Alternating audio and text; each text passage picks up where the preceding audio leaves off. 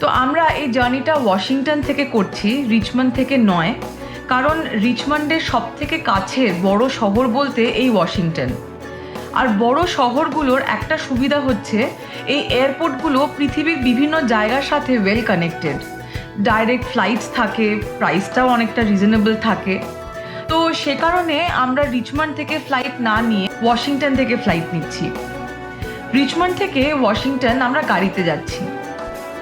আর একদিন এই গাড়িটা রাখার জন্য এয়ারপোর্টের খুব কাছেই একটা হোটেলের পার্কিং লট আমরা বুক করেছি। এই পার্কিংয়ের সাথেই শাটল সার্ভিস আছে, যেটা আমাদের এয়ারপোর্ট ড্রপ করে দেবে। আশা করছি ফেরার দিন গাড়িটা সুস্থ অবস্থায় ফেরত পাবো।